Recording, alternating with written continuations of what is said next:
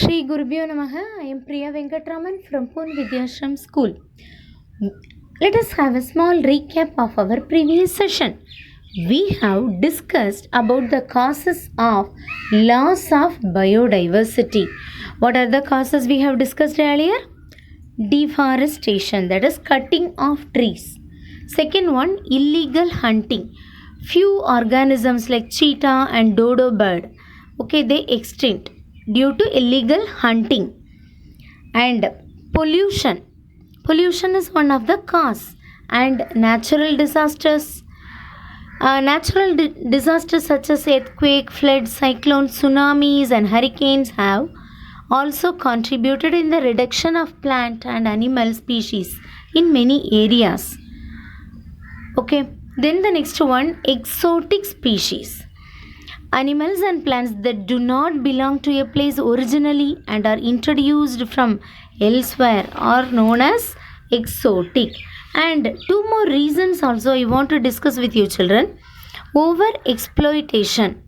The increasing human population has escalated the use of natural resources. For example, excessive harvesting of the marine organisms such as fish, turtles, prawns has resulted in reduced biodiversity. Deforestation due to increasing demands of rising population leads to depletion of wildlife. Then the next one, shifting cultivation. In shifting cultivation, the farmers clear a patch of forest and produce crops on it for 2 or 3 seasons. After the harvestation, what will happen? The soil loses its fertility. Do you remember this? We have discussed the same point in crop protection lesson. Yes. When this patch loses fertility, the farmers abandon it and clear a new patch of forest trees for crop production. Due to shifting cultivation, the ecosystem will get affected.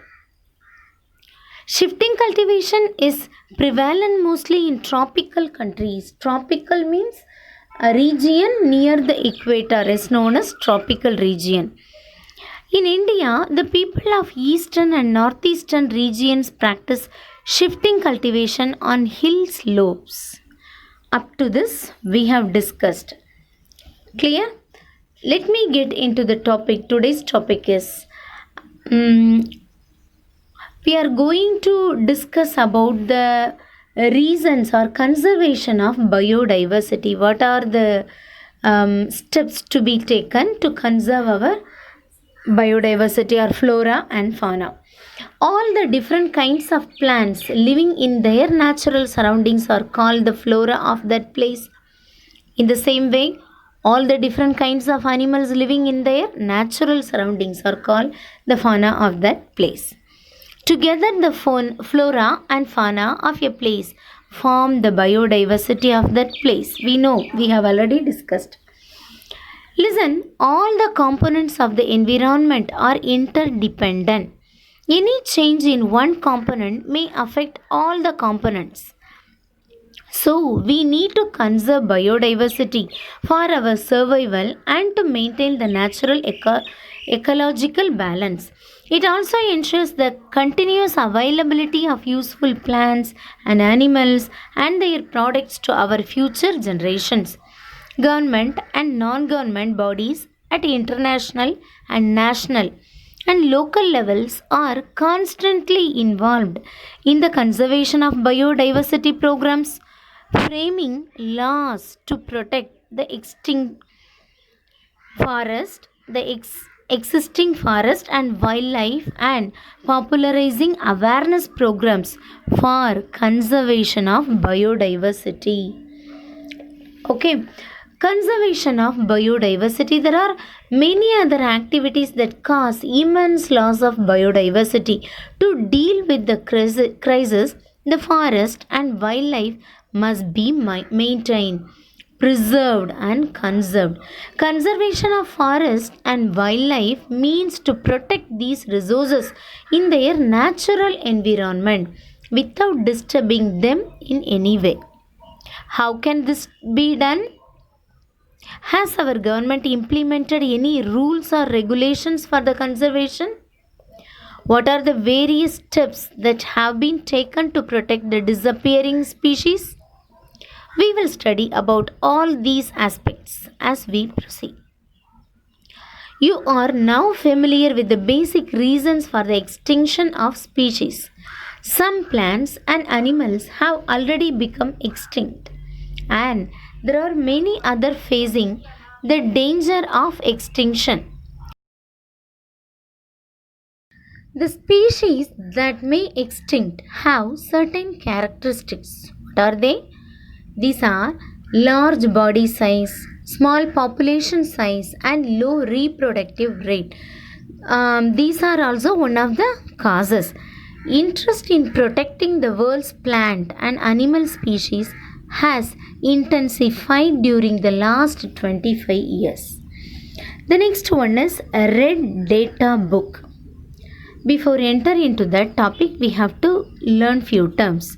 WCU, the World Conservation Union, formerly known as International Union for the Conservation of Nature and Natural Resources.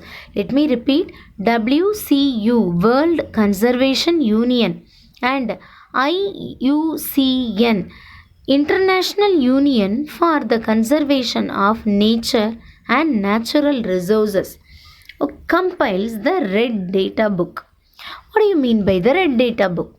It contains lists of rare or endangered species along with relevant information from all over the world.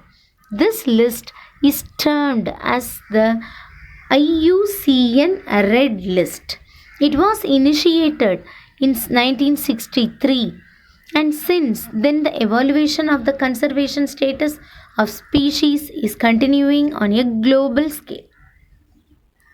On September 12, 2007, based on the history of distribution, decline in the number of individuals, nature of habitat, known threat, and the potential value of species, IUCN, a red list of threatened species, has organized 9 red list categories of the species. These categories signify the conservation status of a species. They provide an easy and widely understood method for highlighting the species which are under great risk of extinction. It helps to focus our attention on conservation measures to protect these species. IUCN Red List. The aim of the IUCN Red List is to impart information about the urgency and scale of conservation problems to the public and policy makers. The main objectives of the IUCN Red List include the first one, developing awareness about the importance of threatened biodiversity. It will create some awareness among people. Second one, identification and documentation of the endangered species. They are gathering information. Based on this, the list will be prepared. Defining conservation priorities at the local level. And the last one, guiding conservation actions. All the species are classified into 9 groups. The classification is based on certain factors such as present and past distribution of a particular species in a given area. These are the categories. Based on these, all the species are classified. Extinction, extinct in the wild, critically endangered, endangered, vulnerable, near threatened, least concern, data deficient, not evaluated. Let me discuss each and every point in detail. Extinct species. The species of plants and animals which are not found now but once lived on the earth are called extinct species. We have discussed already. Dinosaurs are some examples, right? Millions of years ago, huge dinosaurs lived on the earth. Scientists believe that our earth cooled suddenly and the dinosaurs could not adjust to the sudden changes in the climate. So all of them died and now have become extinct. There are several other theories Also regarding the extinction of animals, the dodo bird, do you remember? The dodo bird became extinct mainly due to its hunting for food. Okay, then the second one, extinct in the wild. When a species no longer exist in its natural habitat and it is known only to survive in zoo, okay, it is said to be extinct in the wild. For example, pink-headed duck and cheetah have become extinct in the wild from our country. Let me repeat. When a species no longer exists in its natural habitat and it may be shifted to zoo, any artificial ecosystem, that is known as extinct in the wild. Then the third one is critically endangered species. Species that are extremely high risk of becoming extinct are listed in extremely endangered species. For example, one-horned rhino, one-horned rhinoceros are example for critically endangered species. Then the next one, endangered species. Species that are at high risk of getting extinct in near future due to decline in their number and a drastic change in habitat are called endangered species. For example, is Asian elephant, pink pigeon, snow leopard, sea turtle, Ganga river dolphin. These are some examples. Then the next one, vulnerable species. Species that already exist in low numbers and may become endangered due to some factors like habitat destruction, environmental disturbance, or illegal hunting continue to operate are called vulnerable species. For example, hippopotamus, polar bear. These are some examples of vulnerable species. Clear? Then the next one, critically endangered. Okay, near threatened.